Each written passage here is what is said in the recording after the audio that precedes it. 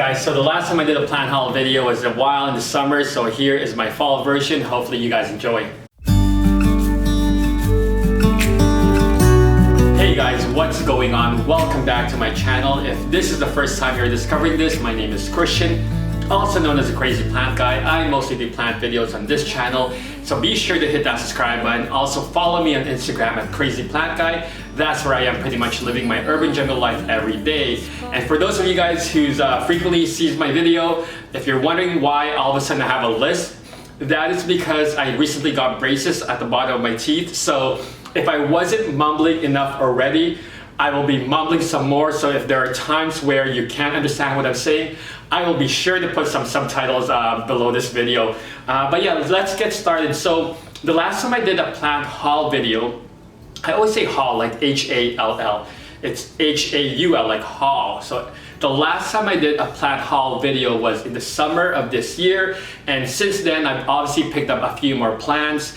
Some you guys have probably seen in my recent videos on how to care for them, like the Calatheas, but others I haven't actually featured yet. So I put them all together and here they are. I'm going to show you guys what I picked up recently. We'll start with the Tena Monstera Adansonii. So this guy I got earlier in the summer, also known as the Swiss cheese plant because of their holes in their leaves. Unlike the Monstera that has more of a split and holes combination on their leaves, this one mostly just has holes. And they are typically grown either to trail down as hanging plants or putting them on a plant stand. Or you can get these guys to grow up by using a moss stick or a totem pole. And in the wild, they typically do like to grapple onto their neighboring trees and grow up. By doing that, you do promote the leaves to get bigger. So for me right now, I think I want to do both, a combination of getting him to trail down and then putting a moss stick later on to get him to grow up as well. So I think that will be a pretty cool look, but definitely one of my favorites as well. The next plant I got is the Lemon Lime Maranta, or prayer plant. So this is my second prayer plant. The first one I got was the red prayer plant, and again, very similar to it, exactly the same, except this guy has more of the green and yellow foliage. That's why it's called the lemon lime. Even his back is all green as well, unlike the red prayer plant, which has more of a burgundy look. But again, prayer plants are one of my favorite plants. They are known to move at night. Their leaves fold up, and during the day their leaves fold down. But again, yeah, so, and another thing about prayer plants is they are so, they're fast growers, right? So what you can typically do right now is when if you want to make more of these, you can actually cut off right here, just below the node, and root them in water, and in a few weeks you can plant them back in soil. So very, very easy to care for, very easy to propagate. And yeah, so the next plant I got is the Calathea Orbifolia. So this is my favorite Calathea, and you guys have probably seen this guy in my recent video on how to care for Calatheas. I'll provide a link in the description below, so be sure to check that out. But Calatheas are known for their striking foliage, and this one has that candy cane stripe look, also known as the candy cane Calathea. And he can grow pretty massive as well too, fast grower as well. But again, they are prone to get brown edging and brown spots. So if you are ever going to have Calatheas in your house, be sure to have a humid environment, and you can do that by getting a humidifier or some of those tricks that I shared in my video on how to care for Calatheas. But definitely a favorite of mine and many. So I was so happy when I got this guy, or when I found him at the garden center, and I had to make sure I took this one home.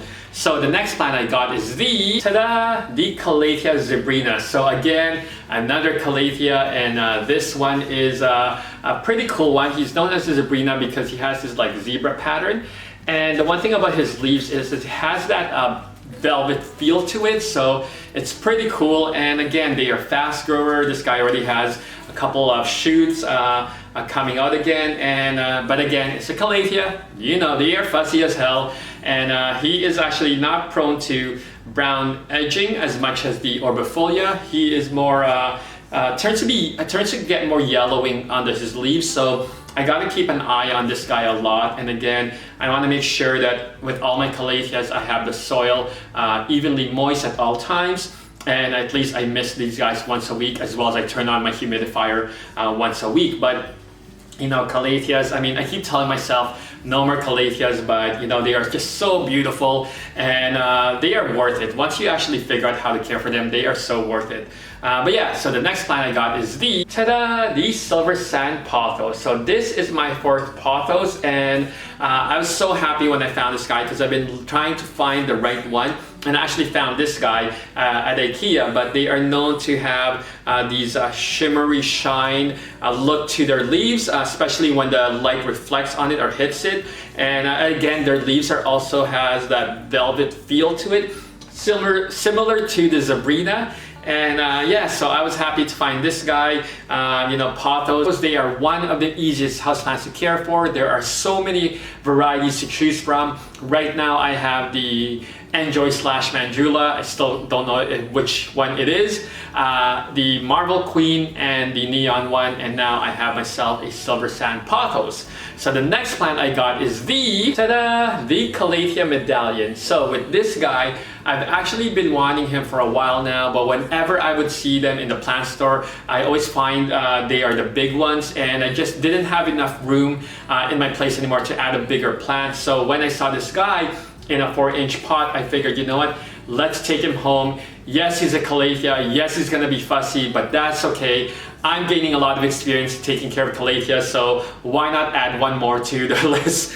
And but yeah, so he obviously is known for his striking foliage, like all his other Calathea brothers and sisters. But yeah, I really like this guy, so I was happy I picked him up. The next plant I got is the, ta-da, the Sansevieria Starfish. So this guy, obviously a snake plant. They are one of the easiest houseplants to care for. I actually think they are the easiest houseplants to care for.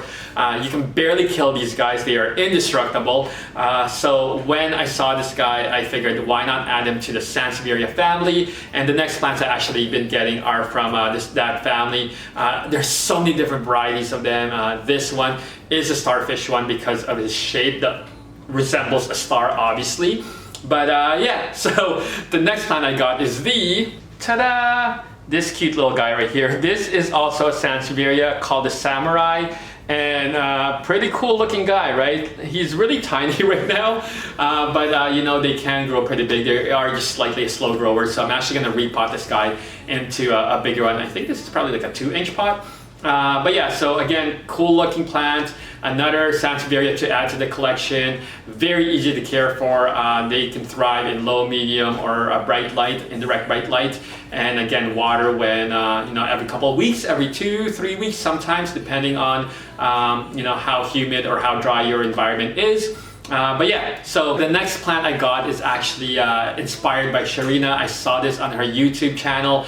She's actually a new plant YouTuber, so be sure to check her videos out. I'll provide a link in the description below. But yeah, so I saw her video and she picked this up recently as well. It is the, ta-da, the Sansevieria Whalefin shark fin.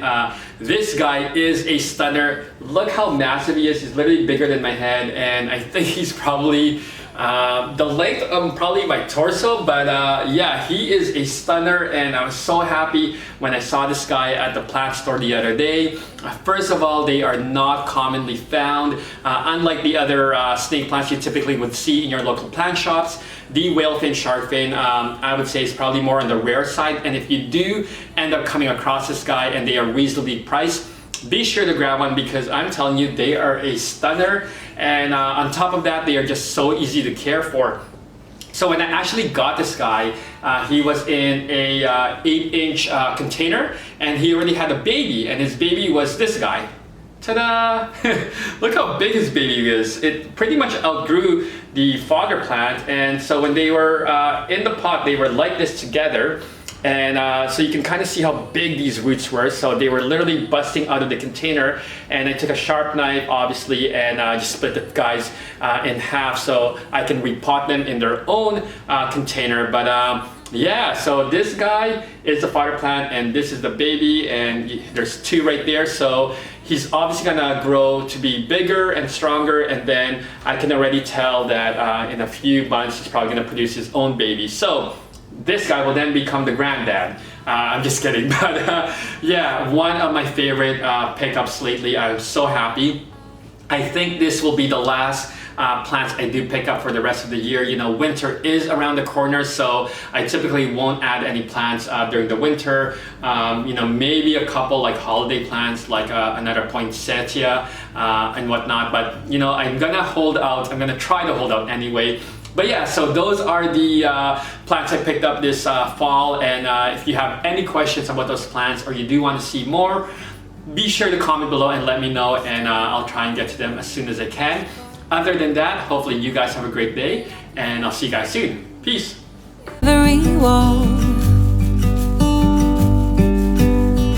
Come